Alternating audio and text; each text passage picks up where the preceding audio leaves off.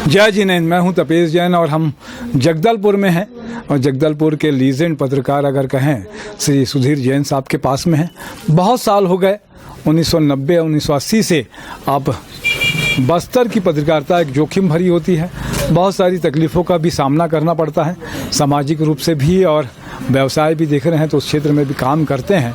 बहुत अच्छा लगता है कि सुधीर भैया हम लोग जब जाते हैं आप लोगों से भेंट मुलाकात हो जाता है, बातचीत अच्छी हो जाती है। सरल आदमी है और सरलता के साथ में ही पत्रकारिता करते हैं। अगर बस्तर की पत्रकारिता कहें तो क्या क्या नाम याद आते हैं, एक आध दो नाम छूट भी जाएं तो उनसे क्षमा मांग लेंगे हम लोग। क्या क्या नाम याद आते हैं आपको? अब बस्तर की पत्रकारिता जब मैंने 80 से शुरू की थी जी, नवभारत से मेरी पत्रकारिता का सफर शुरू हुआ था जी, और लंबे सफर के बाद आज मैं फिर उसी मुकाम में हूँ, नवभारत में ही। इस बीच मैंने करीब 16-17 साल दैनिक भास्कर ब्यूरो चीफ के रूप में बिताया और जब मैं पत्रकारिता की शुरुआत किया था तो मेरे गुरु के रूप में आदरणीय बसंत अवस्थी जी थे। मैं उनसे ही पत्रकारिता के मर्म और पत्रकारिता की एक परिभाषा जो विस्तृत रूप से व्याख्या होती है वो मैंने समझा और उसको ग्रहण किया। और उस समय के दौर में भाई किरीट दोषी जी, भाई रविशंकर वाजपेयी जी, शरद वर्मा जी, पोला सिंह जी और बसंत अवस्थी जी, ये आधारभूत स्तंभ हुआ करते थे। और काफ़ी कठिन दौर की पत्रकारिता थी उस समय की, क्योंकि न उस समय ये व्हाट्सएप का ज़माना था और न फेसबुक का ज़माना था। एक एक चीज़, छोटी से छोटी घटना के लिए जो आज इलेक्ट्रॉनिक मीडिया करता है कि अगर उसको भी आज, लेकिन इलेक्ट्रॉनिक मीडिया भी बहुत सरल हो गया है क्योंकि उनको भी फुटेज जो है तुरंत मिल जाते हैं। अगर कोई सुकमा या बीजापुर में कोई घटना घटती है तो 2 मिनट में फुटेज मिल जाते हैं। लेकिन उस समय तो ये था कि अगर कोई भी फुटेज चाहिए, फोटोग्राफ चाहिए, हमको घटना स्थल तक जाना पड़ता था और उसको फिर डेवलप कराना पड़ता था। क्योंकि मुझे बहुत अच्छे तरीके से याद है, मैं जब उस समय भास्कर में था, 4 अप्रैल 1991 की पहली घटना थी बस्तर में नक्सलवाद की, कि उन्होंने जो ब्लास्ट किया था वो पहली ही वारदात थी। उसी के बाद से ही नक्सलवाद हिंसक रूप धारण किया और उस घटना को हम लोग जब गोलापल्ली मरे, सुकमा जिला था, सुकमा जिला तो नहीं था, अब हुआ है, बस्तर जिला था उस समय, तो उसमें सुकमा तहसील हुआ करता था। तो मरईगुड़ा एक थाना क्षेत्र था, ये गोलापल्ली की घटना थी और हम लोग उस समय घटना स्थल के लिए यहाँ तुरंत जैसे ही सूचना मिली रवाना हुए और लगभग हम लोग 10 घंटे की यात्रा करके आंध्र प्रदेश होते हुए और तब जाके हम लोग मरईगुड़ा पहुंचे थे। और फिर इस पूरे स्पॉट को हम लोग ने देखा, जांचा, परखा, उसके बाद में खबर बनाई। 1 पेज की मेरी रिपोर्टिंग थी उस समय, दैनिक भास्कर, सॉरी उस समय नव भास्कर आया करता था, 1 पेज की रिपोर्टिंग थी। तो ऐसा था, मतलब कोई भी चीज़ के लिए वो बहुत कठिन दौर की पत्रकारिता थी। हर चीज़ के लिए, मतलब छोटी से छोटी बात के लिए हम लोगों को कहीं बस पर या टेलीप्रिंटर पर कभी जाता था मीटर, नहीं जाता था, हम लोग उस दौर में पत्रकारिता किए हैं, है ना।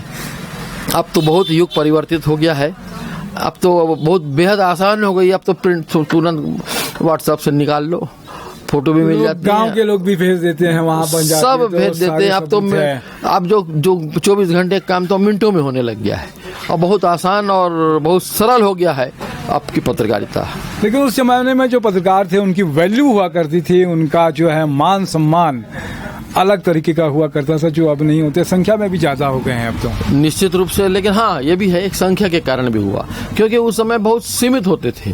जैसे मैंने अभी 5 नाम जो गिनाए, हमारे एक आधारभूत स्तंभ जिसको अपन कहते हैं, तो उस समय ये 5 लोग थे और उनके भाई शागिर्दों में जैसे हम जैसे कुछ 5-10 और हुआ करते थे।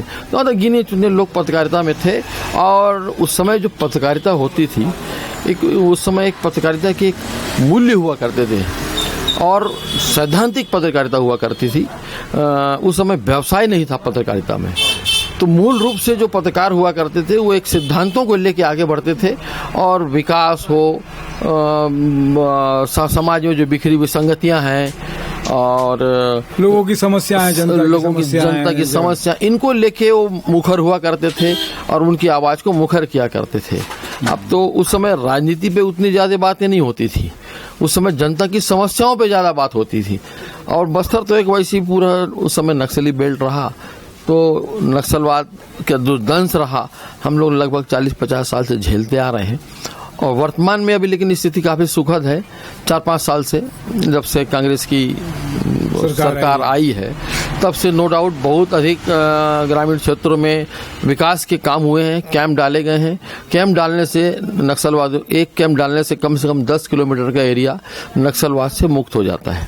तो उस एरिया में तत्काल सिर्फ कैंप नहीं डाल रही है अभी सरकार, कैंप के साथ साथ उन 10 किलोमीटर के एरिया में सड़क का निर्माण, राशन दुकान, बिजली, स्वास्थ्य सुविधाएं, पेयजल की सुविधाएं, तत्काल वहां पर बोरिंग कराते हैं और पेयजल की सुविधाएं उपलब्ध। तो इससे विकास तो बहुत तेजी से हो रहा है और 4 साल के दौर में कांग्रेस के शासन में विकास बड़ी तेजी से हुआ है।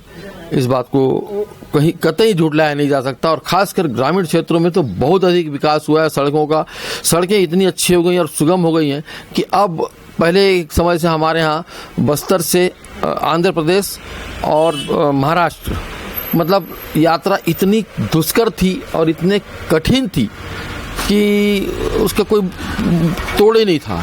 लेकिन आज इतना आसान हो गया है कि अब पूरे उस तरफ मतलब साउथ बस्तर, जिसको अपन दक्षिण और पश्चिम बस्तर कहते हैं, उस एरिया के आदमी अब कोई जगदलपुर आना नहीं चाहते। अब वो सब उनका व्यापार व्यवसाय, उनके उद्योग, उनके पारिवारिक संबंध, रिश्ते, वो भी अब उधरी से तेलंगाना से और महाराष्ट्र जुड़ने लगे हैं क्योंकि वहाँ इनको जाना इतना आसान हो गया। सड़कें और पुल इतने अच्छे बन गए हैं कि अब उस क्षेत्र का तेजी से विकास भी हो रहा है क्योंकि अब वो सीधे नागपुर, जैसे नागपुर, तेलंगाना, हैदराबाद, वारंगल, बड़े बड़े शहरों से जुड़ते जा रहे हैं वो लोग। तो उनका विकास भी तेजी से हो रहा है और क्षेत्र का भी विकास तेजी से हो रहा है। इसी विकास के क्रम में अगर सुधीर भाई एक याद के रूम में मैं जब पहले कभी भी बस्तर आया था तो रेल लाइन की भी एक बड़ी बात करते हैं। बहुत साल से मैं समझता हूं कि जब 91 में हम लोग जब जर्नलिज्म शुरू किए थे तब से इतने साल हो गए, 30 साल 35 साल तो मुझे देखते हुए होगा कि रेल लाइन की एक मांग और बहुत सारे आंदोलन भी हुए इसको लेकर। निश्चित रूप से आप बिल्कुल सही कह रहे हैं। उस दिशा में कुछ काम हुआ है, हालांकि सभी आंदोलन के बाद ही हुए हैं क्योंकि बिना मांगे तो कुछ मिलता नहीं है हमारे बस्तर में। और खासकर रेलवे का तो ये नियम रहा, वो बिना मांगे कुछ नहीं करती। तो मांगने के बाद कुछ सेवाएं शुरू तो हुई हैं रेल की, जैसे कि अभी जगदलपुर से एक भुवनेश्वर एक एक्सप्रेस चलती है, जगदलपुर से कलकत्ता की एक एक्सप्रेस चलती है और अभी रायपुर को जोड़ नहीं पाए हम। नहीं, रायपुर को ही इसलिए जोड़ नहीं पा रहे हैं और उसका क्या कारण है ये मेरे भी समझ में नहीं आ रहा है। या तो बहुत इसके पहले पूर्व तक तो केंद्र सरकार ने उसको, केंद्र सरकार के पर्यावरण मंत्रालय ने रोक रखा था। राज्य सरकारों को ये कहना होता था कि केंद्र में ये फाइल पड़ी है और वहाँ से क्लियरेंस नहीं मिला है। अब जब चूंकि वहाँ से क्लियरेंस मिल गया है तो अब तो राज्य सरकार को चाहिए, तो राज्य सरकार अब ऐसा ढीला ढाला रवैया अपना रही है। ये भी एक आश्चर्य हो रहा है कि इतनी तेजी से विकास करने वाली ये कांग्रेस की सरकार, जो अभी तक इतने नक्सलवाद के क्षेत्र में उसने एक अपना ऐतिहासिक कदम उठाया और उसमें उसने सफलता भी पाई है, उसके बावजूद आज अगर राज्य की सरकार चाह ले तो मेरे हिसाब से वो रेल लाइन रावघाट से जगदलपुर को जोड़ना रह गया है। वो कोई बड़ी बात नहीं है, पर सिर्फ जरूरत है इच्छा शक्ति की। क्या कुछ कहेंगे सुधीर भाई? बहुत सारी बातचीत तो आपने कही, अपनी तरफ से क्या कुछ कहना चाहते हो आप? मेरी तरफ से तो यही है कि अगर हम तो चाहते हैं बस्तर का तेजी से एक समग्र रूप से इसका विकास हो। कम से कम एक रेल लाइन तो बहुत जरूरी है, चाहे वो केंद्र की सरकार हो चाहे वो राज्य की सरकार हो। हमको सरकारों से मतलब नहीं, मैं एक पत्रकार के रूप में निष्पक्ष रूप से ये अपनी बात कहता हूँ कि हमको सरकार से मतलब नहीं, हमको विकास से मतलब है। हमको दिखना चाहिए और ये रेल लाइन को खासकर रावघाट से जगदलपुर तत्काल और किसी भी हालत में इस कार्य को शीघ्र से शीघ्र प्रारंभ किया जाना चाहिए और उसको मूर्त रूप दिया जाना चाहिए। बहुत अच्छी बात है जी जी। दूसरा ये है कि बस्तर में जैसे उद्योगों के मामले में हम लोग पिछड़ जाते हैं। अभी नगर स्टील प्लांट आ रहा है, उसका भी अब निजीकरण चल रहा है, जिसके लिए विरोध भी हो रहा है। लेकिन अब चलिए निजीकरण हो, उद्योग लेकिन आने चाहिए। और जैसे स्टील प्लांट है, इसी तरीके से जैसे हमारे बस्तर में बहुत सारे बांस की फैक्ट्रियां हैं, तो बांस के उद्योग लगना चाहिए। वनोपज का यहाँ अकूत भंडार है, तो वनोपज स्थित आधारित उस एक वैल्यू एडिशन इंडस्ट्री लगी छोटे छोटी लघु मध्यम उद्योग लगवाए जाए चाहिए ताकि लोगों को रोजगार भी मिले और स्थानीय स्तर पर उसका प्रसंस्करण हो। जैसे काजू भी बहुत यहाँ मात्रा में उत्पादन होता है, काजू को लेके 2 यहाँ पर फैक्ट्रियां लगी, लेकिन दोनों सरकारी अवहेलना से बंद हो गई। अब उसका प्रोसेस उड़ीसा में होता है। तो सरकार को इस तरफ ध्यान देना चाहिए कि यहाँ पर कुछ उद्योग धंधे भी लगवाए, जो बहुत अच्छा हो जाएगा। इससे डेवलपमेंट और अच्छी तरीके डेवलपमेंट होगा, लोगों को रोजगार से जोड़ पाएंगे आप ज्यादा से ज्यादा, उनकी आर्थिक स्थिति में सुधार होगा। 5 मिलियन टन जो है ट्रिलियन की जो इकोनॉमी की बात करते हैं, तो बस्तर का भी योगदान बड़ा होगा, बहुत बड़ा हो जाएगा। आपने समय दिया। उनके सुपुत्र ही सनी मेरे साथ में कैमरे में है। तो सुधीर भैया बहुत सतायु हूँ और अच्छे से काम करें। धन्यवाद आपका। जय जोहार, जय हिंद। जय जय।